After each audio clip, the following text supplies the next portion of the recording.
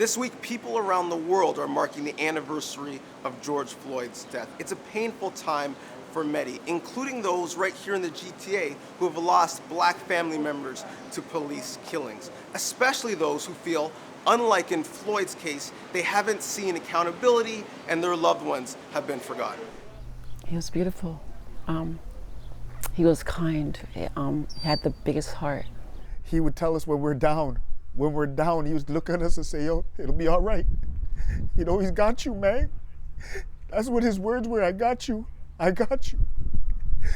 And I feel like I don't got my son. I don't got him. His son died. I don't got him. And I have to live with that. Derek Francique and Anne-Marie White's 28-year-old son Jamal was shot while sitting in his car back in January of 2020.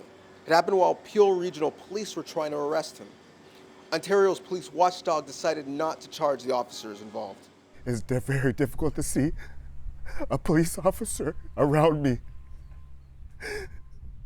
I wonder if he's going to try to kill me. I have no more trust in the police. His fears are echoed by Rose Mono. What we gonna do? I'm just thinking about my kid too. Something happened to my brother. Her brother Andrew Loku, who suffered from post-traumatic stress disorder, was shot by a Toronto police officer nearly 6 years ago. Police were called to his apartment building because Loku had allegedly threatened a resident with a hammer. The officer who pulled the trigger says he shouted for Loku to drop the hammer, but instead he advanced towards him with the tool raised.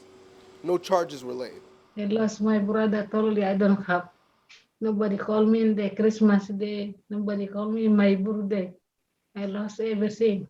There's been lots of conversation in our country for the last year about George Floyd and what happened to him and activism around that. There's less conversation about Canadian names that have lost their lives in similar fashion. As people in Canada, how does that make you feel?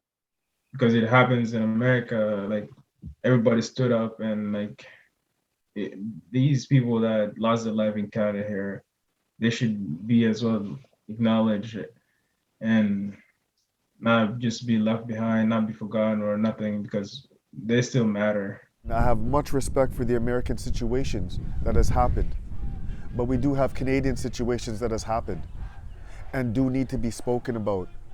They should mention the names of the people like my son Jamal Francique, that I'm still longing to hear the Raptors chant, the Maple Leafs say, the Blue Jays holler out, take a time out, mention their names like they took the time out to mention George Floyd.